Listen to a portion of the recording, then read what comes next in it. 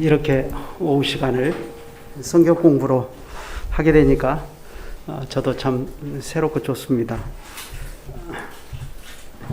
성경 공부라고 하니까 강설처럼 준비는 했지만 노트북 가지고 하겠습니다. 오전에 이어서 말씀 드리겠는데요. 마가복음 4장에는 모든 것을 비유로 말씀하신 예수님의 말씀, 그 비유가 5가지가 있다고 그랬죠. 그래서 33절에 보면 예수께서 이러한 많은 비유로 그들이 알아들을 수 있는 대로 말씀을 가르치시되 비유가 아니면 말씀하지 아니하시고 다만 혼자 계실 때에 그 제자들에게 모든 것을 해석하시더라 했습니다. 여러분, 예수님은 세상에 오신 하나님 나라의 왕이십니다. 이분이 세상에 오신 것은 자기 백성을 저희 죄에서 구원하려고 오신 것이 아닙니까? 하나님 나라의 왕이 이러한 목적으로 오셨기 때문에 이제 하나님의 나라도 이분과 함께 이 세상에 임하여서 실제로 자기 백성을 저희 죄에서 구원하는 일들을 능력 있게 나타내고 있습니다. 어디에서 그것을 알 수 있습니까? 예수님의 가르침과 표적을 통해서 알 수가 있습니다. 예수님께서는 유대인들의 회당에 들어가셔서 힘있게 권세 있는 가르침으로 천국 복음을 가르치셨습니다. 그리고 또 예수님께서는 성신의 능력으로 귀신을 쫓아내는 일에 주력하셨습니다. 왜 그렇게 하셨냐면은 강한 자가 지금 주님의 백성들을 결박해서 마치 자기의 세간이라도 되는 것처럼 임의로 주장하고 있는데 더 강한 자이신 주님께서 그 강한 자의 집에 쳐들어가셔서 그 강한 자의 세간을 지금 강탈하고 계시다 하는 것을 그러한 방식으로 보여주시는 것입니다. 그러니까 이것은 마치 출애굽의 한 장면을 보는 것 같지 않습니까? 애굽의 바로왕이 하나님의 백성 이스라엘을 결박해서 마치 그들을 자기의 세간이라도 되는 것처럼 임의로 부리고 있었습니다. 그래 이스라엘 백성의 고통이 막심하고 그 고된 노동으로 인해서 탄식하며 부르짖는 소리가 하나님께 상달되지 않았습니까? 하나님께서는 아브라함과 이삭과 야곱에게 하신 맹세를 기억하셨습니다. 마침내 하나님의 시간이 시작된 겁니다. 하나님께서 움직이기 시작하셨습니다. 보내기는 모세를 보내셨지만 실제로는 하나님께서 모세와 함께 가시지 않았습니까? 그래 더 강한 분이신 하나님께서 그 강한 자 바로의 손에서 자기 백성을 빼내십니다. 하나님께서 애굽이라는 이 바로의 왕국으로 쳐들어가셔서 그들을 결박해버리고 그 세간을 강탈해 나오시는 겁니다. 지금 예수님께서 세상에 오셔서 하나님 나라의 왕으로서 하고 계시는 일이 그 일입니다. 더 강한 자이신 예수께서 그 강한 자의 집에 쳐들어가서 그 세간을 강탈해 내시는 거예요. 그렇기 때문에 흑암에 앉은 백성이 큰 빛을 보았고 사망의 땅과 그늘에 앉은 자들에게 빛이 비추었도다 하고 일찍이 이사야 선지자가 예고한 그 예언이 지금 이루어지고 있는 것을 보여주는 겁니다. 그래 이런 사실에 근거해서 예수님께서 말씀하시지 않았습니까? 그러나 내가 하나님의 성령을 힘입어 귀신을 쫓아내는 것이면 하나님의 나라가 이미 너희에게 임하였느니라. 그러므로 귀 있는 자들은 마땅히 이러한 천국의 비밀을 전하시는 예수님의 말씀을 들어야 할 것입니다. 눈이 있다면 그들은 하나님 나라의 왕으로서 세상에 오셔서 지금 행하고 계시는 이 표적 안에 하나님의 나라가 어떻게 능력 있게 나타나고 있는가 하는 것을 보고 그들의 눈이 번쩍 떠져야 되지 않겠습니까? 그런데 실제로 보면 그런 일은 많이 발생하지 않았습니다. 오히려 그들은 예수님이 더러운 귀신 들렸다 하고 생각했습니다. 많은 군중이 예수를 따랐을지라도 그들은 떡이나 얻어먹고 기적이나 구경하겠다 하는 그런 태도였지 대부분은 예수님의 말씀도 예수님의 표적도 듣지를 못하고 보지도 못했습니다. 왜 그렇죠? 천국이 감추어진 형태로 온 것입니다. 특히 겨자씨 비유는 천국의 그러한 특징을 너무나 잘 보여주지 않습니까? 예수님께서는 하나님 나라를 모든 씨보다 작은 것이로되 그러나 막상 사람이 이것을 땅에 심으면 그냥 폭풍 성장을 해가지고 모든 나물보다 더 커서 공중의 새들이 와서 그 가지에 깃들이는 겨자씨의 비유를 하셨어요. 이것이 처음에는 아주 작은 겨자씨 하나처럼 시작이 되는 까닭에 그 시작이 매우 하잘것없이 보이고 볼품이 없어서 그냥 실망해버리기가 쉬운 것입니다. 실제로 세상에 오신 하나님의 아들이 그렇지 않습니까? 그리스도는 세상에 오셔서 우리와 똑같은 인생으로 이 땅을 두 발로 걸어 다니시고 천국 복음을 전하시다가 원수들이 붙잡아서 십자가에 못 박아 버리니까 그냥 못 박혀 죽으셨습니다. 그러니 이것이 마치 모든 씨보다 작은 겨자씨 하나와 같은 거예요. 그렇지만 그게 전부가 아니라는 겁니다. 폭풍 성장한다는 거예요.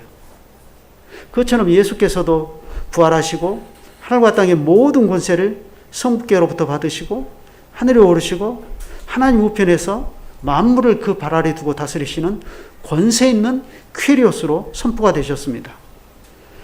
그러므로 이 겨자씨 비유는 하나님 나라의 왕이신 예수 그리스도에 대한 계시의 시작과 정점을 보여주는 겁니다.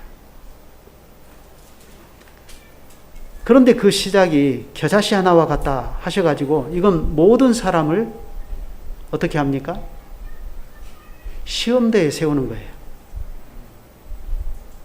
하나님께서 세상의 구원을 위하여 만민에게 전파하시는 십자가의 복음은 이것을 듣는 모든 사람들에게 이처럼 위기를 형성하는 겁니다.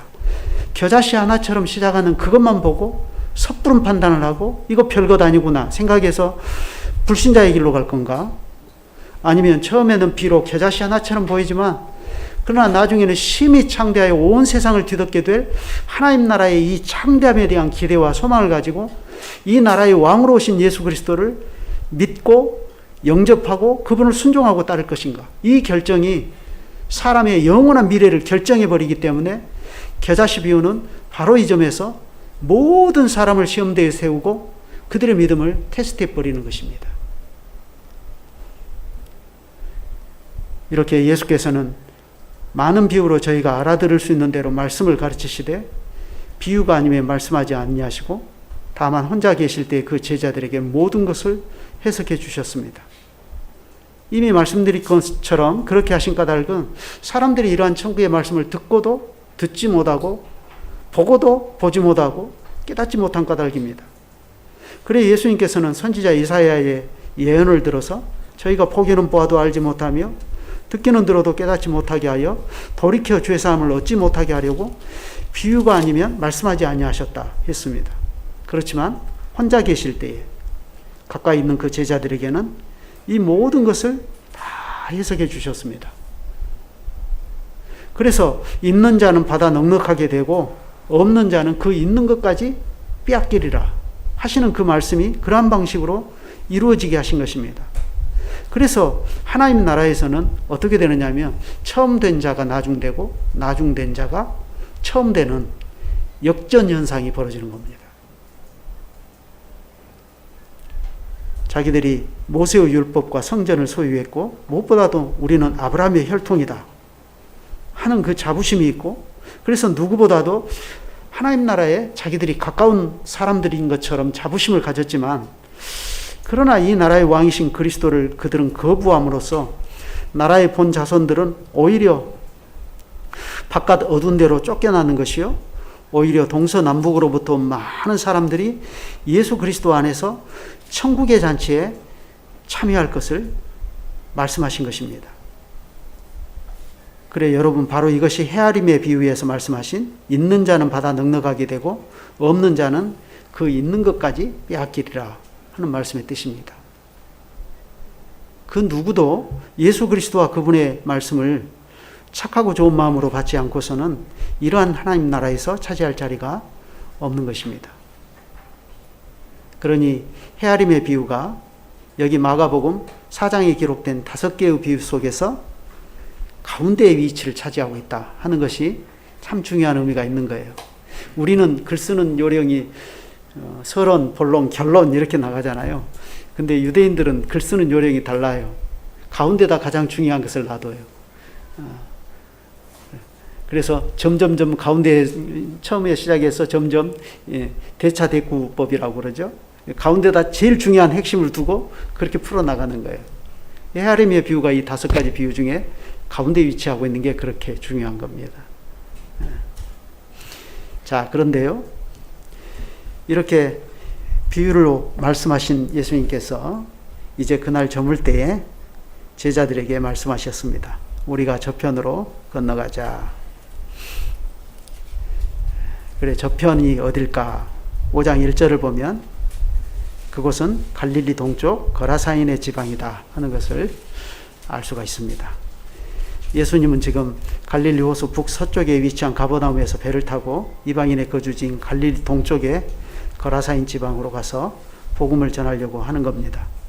그래서 36절을 보면 저희가 무리를 떠나 예수를 배에 계신 그대로 모시고 가매 다른 배들도 함께 하더니 그랬습니다. 그러니까 예수님과 제자들이 탄 그 배만 아니라 다른 배들도 함께 갔다 하는 것을 알 수가 있죠. 그런데요, 보시는 것처럼 배는 얼마 가지 못해서 큰 위험에 빠지고 말았습니다. 광풍이 일어나며 물결이 부딪혀 배에 들어와 배에 가득하게 되었다 하고 37절에 말합니다.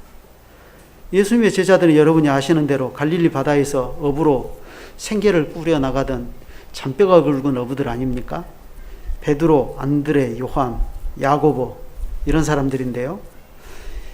이런 사람들이 큰 광풍이 불어서 배에 물이 가득하게 되니까 어떻게 했겠습니까? 손 놓고 있었겠습니까? 어부로서 배를 다루는 기술이 누구보다 뛰어난 그들인데 할 수 있는 일은 다 동원하지 않았겠어요? 그런데도 불구하고 그 광풍을 이겨낼 재간이 없었어요. 어떤 분들은 이렇게 말하기도 해요. 왜 어부들인데 이걸 예상하지 못했을까? 근데 이 광풍이라고 하는 게 사실은 갑자기 부른 돌풍 아닙니까? 저 위에 헤르몬 산의 차가운 공기하고 갈릴리 바다의 더운 공기가 갑자기 부딪혀가지고 갑자기 생기는 것이기 때문에 어부들도 예측하기가 힘든 거예요. 온갖 수단을 다 했겠지만 배는 점점 손쓸 수가 없는 파선의 위기로 내몰렸습니다. 두려움이 엄습해 왔습니다. 아, 우리가 죽게 되었구나 하는 그런 순간입니다. 그런데 그때 주님은 어떻게 하고 계셨죠?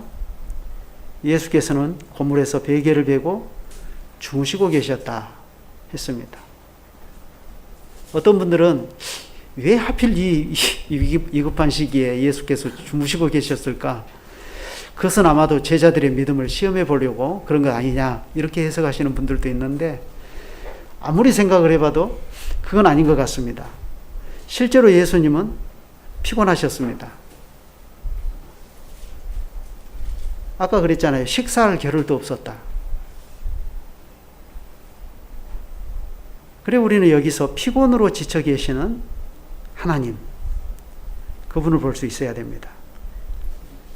여러분이 잘 아시듯이 하나님은 피곤을 모르시는 분이 아니지 않습니까? 너는 알지 못하였느냐? 듣지 못하였느냐? 영원하신 하나님 여호와 땅 끝까지 창조하신 자는 피곤치 아니하시며 곤비치 아니하시며 명철이 한이 없으시며 하지 않았습니까?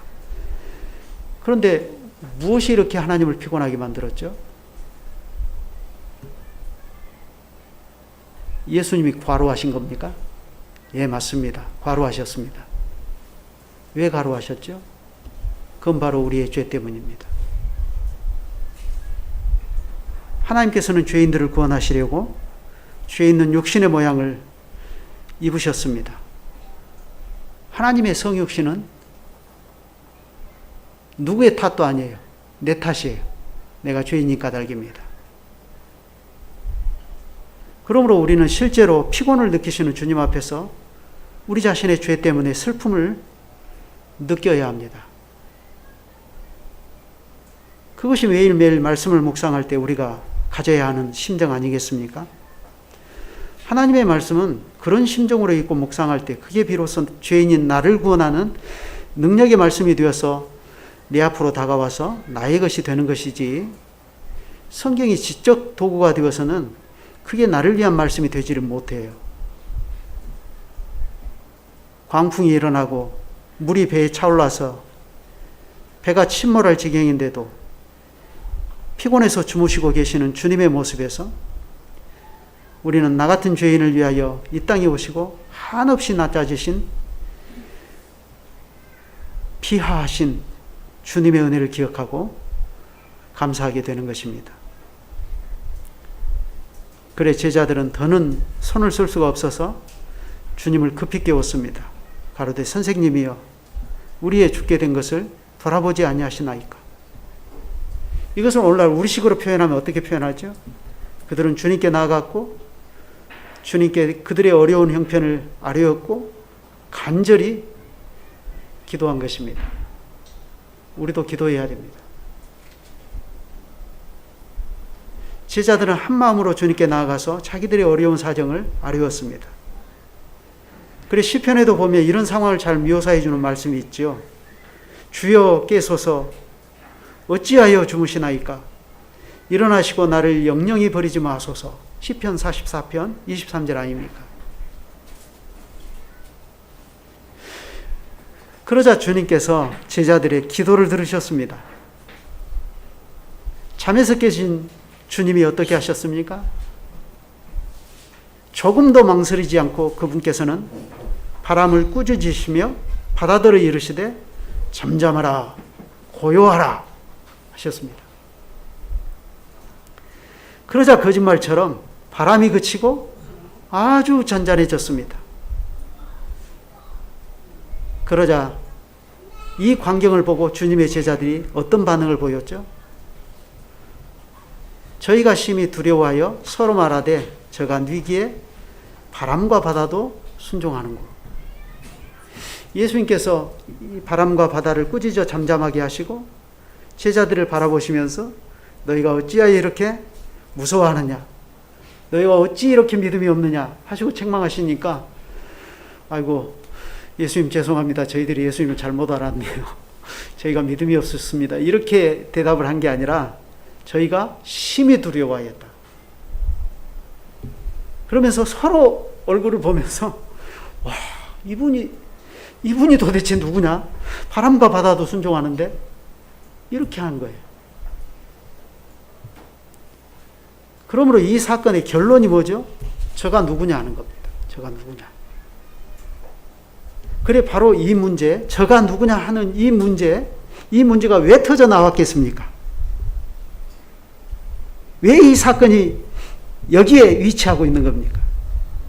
3장에서 뭐라고 했어요? 서기관들이 저가 더러운 귀신에 들렸다 하는 것이 그들의 결론입니다. 심지어 예수님의 친족들도 그러한 서기관들의 농간에 휘둘려서 예수가 미쳤다고 생각하고 붙들러 오지 않았습니까? 거기에 대한 답을 예수님이 주시는 거예요. 내가 누구냐 하는 거예요. 너희들이 생각하는 것처럼 내가 미쳤냐? 내가 더러운 귀신 들린 자냐? 내가 누구냐 하는 거예요. 그래, 저가 누구냐 하는 이 문제가 여기 4장 35절부터 8장까지 이어지는 이 모든 사건의 주된 관심사입니다. 그래서 8장을 가보세요. 결국 이 저가 누구냐 하는 문제가 어떻게 결론이 되는가? 8장 말미에 한번 봐봅시다.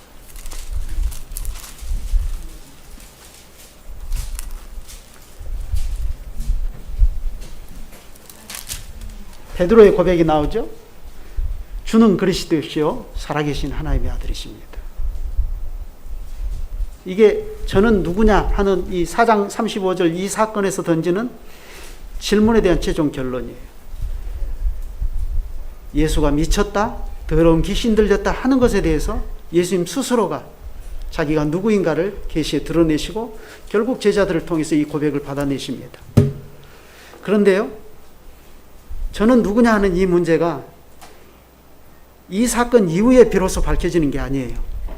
이미 마가복음 4장에 나오는 이 5가지 비유를 통해서 충분히 암시가 되고 있습니다. 어떻게 암시가 되고 있죠? 첫째, 씨 뿌리는 비유를 보세요. 이분은 많은 경우 거부를 당하시는 하나님의 말씀으로 자신을 계시하십니다. 거부를 당하셔요. 등불의 비유에서는 본래 하나님의 등불이시지만 당장에는 말 아래나 평상 아래에 있는 것처럼 빛도 제대로 비추지 못하는 형태로 감추어진 형태로 오신 하나님이십니다. 헤아림의 비유에서 이분은 사람들에게 헤아림을 당합니다. 쉽게 말하면 사람들이 저울에 놓고 저울질을 해요. 사람이 하나님을 자기 저울에 놓고 저울질할 수 있습니까? 모르니까 그러는 거죠. 은밀하게 자라는 씨의 비유에서는 이분의 성장이 은밀합니다. 그러므로 많은 경우 이분의 가치를 세상이 알아보지를 못해요. 오직 하나님을 신뢰하는 농부만이 이분의 가치를 알고서 인내로서 세상 끝에 이루어질 그 나라의 완성을 기대합니다. 겨자씨의 비유에서는요, 이분의 시작이 모든 씨보다 작은 겨자씨 하나와 같아서 많은 사람이 실망하고 그분의 곁을 떠나버립니다. 예수님을 가까이 따르는 제자들이라고 해서 다르지 않죠. 그들도 역시 곧 하나님 나라를 겨자씨 하나처럼 시작하신 하나님의 시험대에 설 때 모두 넘어지고 말 것입니다. 그 시험이 말씀으로 인한 환난이나 박해든지 아니면 세상의 염려와 재리 유혹과 기타 욕심이든지 상관없어요. 실제로 제자들은 다 넘어지고 말았지 않습니까? 그렇다면 이 문제가 지금 네로의 박해 아래서 고통을 당하고 있는 당시 로마교회 신자들에게는 어떠한 문제이겠습니까? 정말로 절실한 현실의 문제로 다가오지 않겠습니까? 그럴 때 주님께서는 이 사건을 통해서 주님 자신이 누구이신가를 보여주십니다. 그분은 바람과 바다를 꾸짖어 잠잠케 하시는 분입니다. 특별히 오늘 본문에 보면 예수께서 깨어 바다를 꾸짖으셨다 하고 이렇게 말했죠. 이 단어가요, 귀신을 꾸짖어 내쫓을 때 사용하신 그 단어입니다.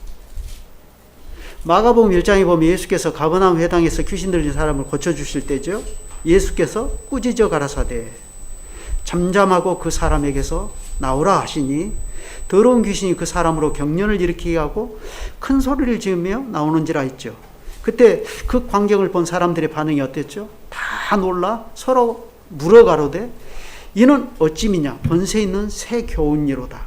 더러운 귀신들을 명한즉 순종하는도다. 그래, 이때 사람들이 보인 이 반응은 예수께서 바람을 꾸짖어 바다를 잔잔케 하신 일에서도 똑같이 그 반응이 나타나는 겁니다. 저희가 심히 두려워하여 서로 말하되 저가 뉘기에 바람과 바다도 순종하는 것. 왜 두려워했죠? 그들은 하나님 앞에 선 사람의 두려움을 느낀 겁니다. 사람으로서는 하나님을 보고서는 살자가 없다는 것을 누구보다도 유대인들은 잘 알지 않습니까? 그들은 어렴풋이 지금 바람을 꾸짖어 잠잠케 하시는 예수에게서 신성의 기운을 느끼는 것입니다. 그러나 아직 확실하지는 않습니다. 왜냐하면요, 예수께서는 지금 제자들의 선생인 나사렛 예수로 그들 앞에 와 계시고, 그리고 무엇보다도 그들은 지금 자기 눈앞에 피곤해서 고물에서 베개를 베고 주무시는 연약한 한 인생으로서 그리스도를 바라보고 있는 까닭입니다. 과연 주님은 지금 감추어진 형태로 오시지 않았습니까? 그렇지만 감추어진 형태로 오신 예수, 그분은 누구입니까? 예수께서는 이 사건을 통하여 자기가 누구인가를 분명하게 드러내십니다. 사람들이 더러운 귀신 들렸다 하는 그 평가에 대해서 주님은 내가 누구인가 하는 것입니다.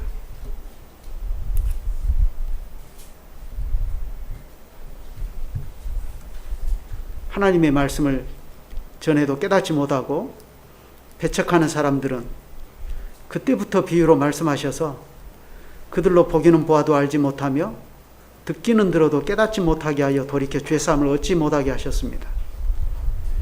그렇지만 자기를 믿고 따르는 제자들은 가까이 두시고 그들에게 비유를 풀어서 가르쳐 주십니다.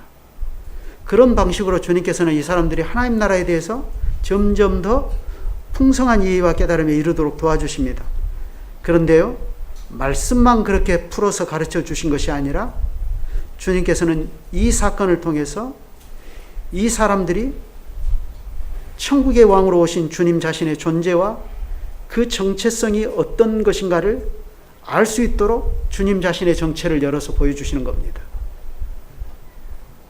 그래서 이 사람들은 하나님의 말씀에 대한 이해와 풍성한 깨달음에 더욱더 가까이 접근하게 하시고, 그래서 천국에 대한 이해와 확신이 더 분명해서 이 사람들이 주님을 더 따르도록 해주시는 겁니다. 한쪽에서는 귀가 멀었고 눈이 멀어서 듣지 못하고 보지 못하여 하나님의 구원을 얻지 못하게 막아버리시는가 하면, 다른 한쪽에서는 그들의 귀와 눈을 열어서 천국의 실체를 점점 더 풍성하게 가르쳐 주시고 보여주시는 겁니다. 그리고 그러한 가르침의 중심에는 뭐가 있냐면 예수 그리스도, 그가 누구이냐 하는 것이 있는 것입니다. 결국 그리스도, 그분 자신을 점점 더 알아가게 하시는 거예요. 왜냐하면 천국이 그리스도고 그리스도가 곧 천국이신 까닭입니다.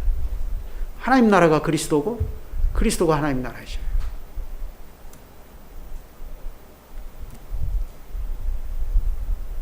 그래, 그리스도께서 결국 이 사건을 통해서 가르쳐 주시는 정체성, 그분의 정체성은 뭡니까? 시편 107편을 한번 보십시다.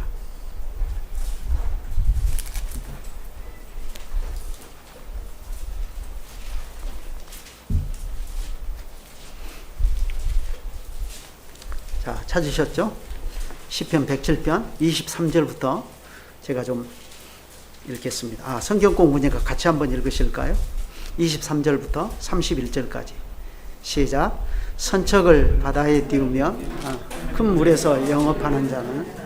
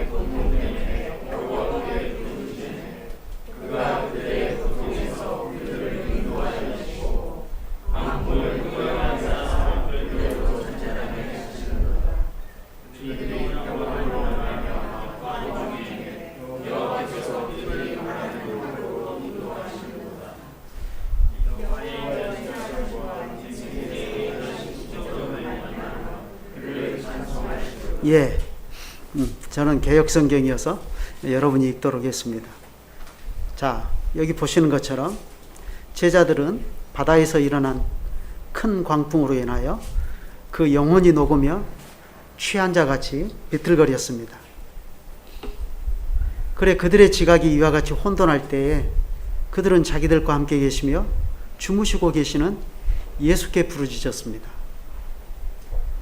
그럴 때 예수께서는 바람을 꾸짖어 바다를 잠잠하게 하시고 고요하게 하셨습니다. 그렇다면 여러분, 이분은 누구십니까? 우리는 방금 우리가 읽은 시편 107편이 바람과 바다를 꾸짖어 잠잠하게 하신 그리스도에 관한 말씀임을 즉시 알 수 있습니다. 그래, 지금 이 광풍에 휩쓸린 절체절명의 위기에서 제자들을 구원하시는 예수, 그분은 대대로 자신을 이스라엘의 하나님 여호와로 자기 이름을 계시하신 바로 그분이십니다. 그분이 지금 제자들과 함께 계십니다. 그분이 자기 백성에 죽게 된 것을 돌아보십니다. 그분이 지금 절체절명의 위기 가운데 있는 자기 백성을 돌아보시며 저희에게 평온함을 주시고 그리하여 그들을 소원의 항구로 인도하신다 하는 것입니다. 여러분, 우리는 예수님이 하나님이시다 하는 것을 얼마든지 신학적으로 혹은 교리적으로 이해할 수 있습니다. 그러나 우리가 예수님의 신성과 인성에 대한 것을 그렇게 책상머리에서 공부하는 것으로만 알고 말아버리면 그건 너무나 몸이 건조하지 않습니까? 그러한 것은 우리에게 실제로 아무런 영향력도 발휘하지 못합니다. 우리가 예수를 참 하나님과 참 사람이시다 하고 이렇게 고백하는 것은 그분이 실제로 이렇게 죄 때문에 우리의 죽어가는 것을 돌아보시는 하나님이시다 하는 깨달음 안에서만 예수의 신성과 인성에 대한 우리의 고백은 참된 의미를 갖는 것입니다. 그렇다면 이 고백이 로마의 박해로 큰 어려움을 겪고 있던 그 당시 신자들의 입장에서 보면 어떨까요? 지금 로마의 황제 네로는 너무나 큰 나무 아닙니까? 거기에 비하면 예수는 모든 시 중에서 가장 작은 겨자씨 하나와 같습니다. 만약 예수를 아는 것이 거기에서 멈추어 버린다면 그들이 이 큰 박해로부터 어떻게 믿음을 지키고 나갈 수가 있을까요? 실제로 그들은 지금 그들에게 불어닥친 큰 광풍으로 인하여 그들의 영혼이 지금 녹아내리고 있지 않습니까? 큰 광풍에 침몰이 가는 배 안에서 죽음의 공포를 느끼고 있는 제자들과 똑같이 지금 미친 황제에 의해서 주도되는 거대한 박해의 광풍 앞에서 영혼이 녹아내리고 있는 당대의 신자들, 그들이 처한 형편은 똑같지 않습니까? 그럴 때 이 복음서를 파피루스 조각에 한 땀 한 땀 기록해 나가는 마가는 어떤 심정으로 이 사건을 그들에게 전하는 것일까요? 마가가 이 사건을 겨자씨 비유 뒤에 바로 붙여서 기록하는 목적은 너무나 자명하지 않습니까? 마가는 지금 육체가 되신 그리스도 안에 있는 신성의 신비를 교실에 앉아서 한가로이 가르치고 있지 않습니다. 오히려 마가는 그것을 네로의 박해로 그들의 영혼이 녹아내리고 있는 그 치열한 삶의 현장에 붙여서 이것을 전하는 것입니다. 그러면서 주님의 이 말씀을 전합니다. 어찌하여 이렇게 무서워하느냐? 어찌 믿음이 없느냐? 그렇다면 여러분, 이건 오늘 우리에게도 여전히 중대한 문제이지 않습니까? 주님께서는 오늘 또 우리에게 여전히 말씀하십니다. 어찌하여 이렇게 무서워하느냐? 어찌 믿음이 없느냐? 그럴지라도 주님의 이 책망은 우리를 정죄하는 책망이 아니라는 것을 아실 필요가 있습니다. 주님께서는 실제로 우리의 믿음 없음을 불쌍히 여기시는 것입니다. 주님은 한시도 우리 곁을 떠나시는 일이 없습니다. 단지 우리가 그렇게 느낄 뿐입니다. 겨자씨 하나처럼 시작하신 구주께서는 바람을 꾸짖어 바다를 잠잠케 하시는 여호와이십니다. 참 사람이 되시고 두 발로 걸어서 우리 곁에 오셨을지라도 그분에게서 우리는 실로 높으시고 창대하신 하나님의 그 신성의 위엄을 볼 수 있어야 합니다. 실제로 그분은 하늘과 땅의 모든 권세를 가지신 우리의 주님이시지 않습니까? 중요한 것은 그분이 지금 우리 곁에 계시다는 것입니다.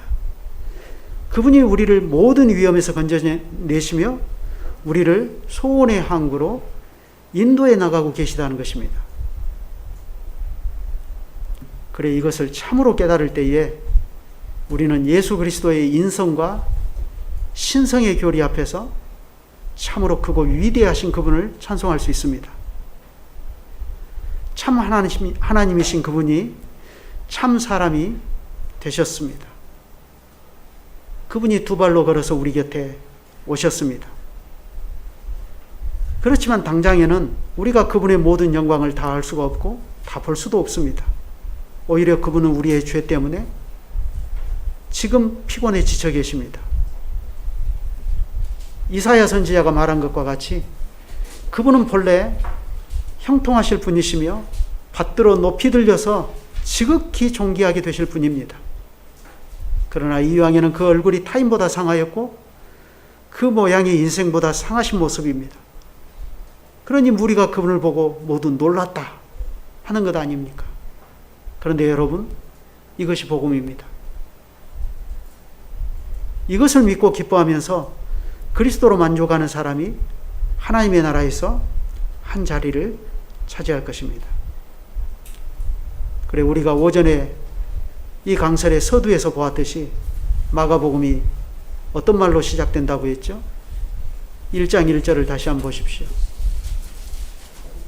하나님의 아들 예수 그리스도 복음의 시작이라. 순교의 직면에 있는 신자들에게 점점 마지막이 다가오고 있지 않습니까? 더는 도망칠 것도 없습니다. 이제 끝이구나 하는 순간입니다. 그런데 그런 그들에게 마가는 지금 뭐라고 하죠? 그렇지 않다. 하나님의 아들 예수 그리스도 복음의 시작이다 하고 외칩니다. 이 세상도 우리의 생명도 그리스도 안에서는 언제나 시작입니다. 이 점을 아셔야 됩니다. 그래 이 복음을 누구보다 잘 깨달았던 바울은 그런즉 누구든지 그리스도 안에 있으면 새로운 피조물이라 이전 것은 지나갔으니 보라 새 것이 되었도다 하지 않았습니까? 그리스도 안에서 발생한 복음은 온 세상을 실제로 새롭게 합니다. 그것을 사람에게 적용하면 중생입니다. 모든 믿는 자는 예수 그리스도와 함께 십자가에 못 박히고 이제는 그리스도와 함께 살아서 더는 육체를 따라 살지 않고 성신을 따라 하나님께 순종하는 거룩한 삶을 시작하는 것입니다. 그래서 누구보다도 믿는 자에게는 갈라디아서 2장 20절의 고백이 가능하지 않겠습니까?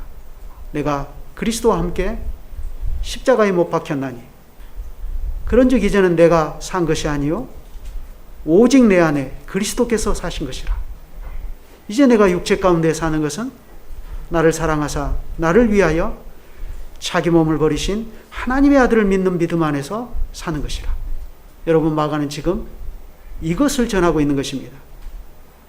여러분이 지금 참된 믿음으로 이 교회에 속해서 하나님의 아들 예수 그리스도 복음의 시작이신 그분의 말씀을 듣고 살아간다는 것이 무슨 의미인지를 여러분이 잘 생각하셔야 됩니다. 오늘 예수님께서 우리에게 가르쳐 주신 5가지 비유는 한가로이 고즈넉한 시골에 가서 선선한 공기 마시면서 배울 수 있는 말씀이 아닙니다. 이것은 박해의 현장 한가운데서 우리가 들어야 하는 말씀인 것입니다. 그래 우리가 이 천국 복음을 어떻게 헤아리느냐에 따라서 우리가 헤아리는 그 헤아림으로 우리가 헤아림을 받을 것입니다. 그래 있는 자는 받을 것이요 없는 자는 그 있는 것까지 빼앗기고 말 것입니다. 그래 우리가 이러한 말씀을 깨닫고 하나님의 아들 예수 그리스도 복음의 시작이다 하는 이 말을 우리가 가슴 벅찬 감동으로 박해의 현장 속에서도 이해하고 깨닫고 온전히 붙잡을 수 있다면 이것이 우리에게는 매일매일 전쟁과 같은 삶에서 자기 십자가를 지고 부지런히 주님을 따라 나갈 수 있는 동력이 될 것입니다. 기도하겠습니다. 거룩하신 주님, 오늘 또 이 말씀으로 우리에게 다가오시고 주님은 이렇게 우리의 영혼이 녹아내리는 그때에도 항상 우리 곁에 계시고 저희를 소원의 항구로 인도하시는 주님이신 것을 가르쳐 주시니 감사합니다. 평안한 시기에 우리는 하나님과 사람 사이에 유일한 중보이신 사람이신 그리스도를 얼마든지 입으로는 고백할 수 있겠지만 그러나 실제로 우리의 영혼이 녹아내리는 그때에는 정작 주저할 수밖에 없는 우리의 연약함을 주님께서 잘 아십니다. 그러니 그러한 때에도 우리가 이 고백을 밀어붙이며 살 수 있도록 우리를 격려하시려고 주님께서 이 말씀으로 우리를 오늘 또 찾아주시니 감사를 드립니다. 우리가 그리스도를 주님의 말씀에서 이렇게 배워나가도록 하시고 이 그리스도에 대한 지혜와 지식의 깊이가 더 깊어지고 풍부해져서 세월이 가고 그래서 우리 머리에 백발이 하나둘씩 늘어갈수록 우리는 이 주님 안에서 우리 자신의 죄를 더 깊이 깨달으며 주님의 은혜가 그만큼 더 크게 다가오기 때문에 우리 안에서 나는 없어지고 그리스도만으로 만족하는 심정이 더 커지게 하여 주시기를 구합니다. 그래야 주께서 언젠가 저희를 부르실 때에도 사랑하는 주님과 함께 있을 욕망이 더 큽니다 하고 기꺼이 고백하면서 주님 앞에 서게 될 날도 늘 고대하면서 하루하루를 살게 하시옵소서. 특별히 이 교회의 젊은이들과 어린 자녀 세대에게 복을 주시기를 구합니다. 이들이 어려서부터 주님의 말씀을 이와 같이 듣고 잘 깨닫고 이 어린 아이들의 심정 속에서 그리스도를 즐거워하는 마음이 자꾸자꾸 생겨나게 하여 주시고 이로써 이 교회가 주님 오시는 날까지 계대를 이어가며 전진해 나가는 복을 누리게 하시옵소서. 주 예수 그리스도의 이름으로 기도드립니다.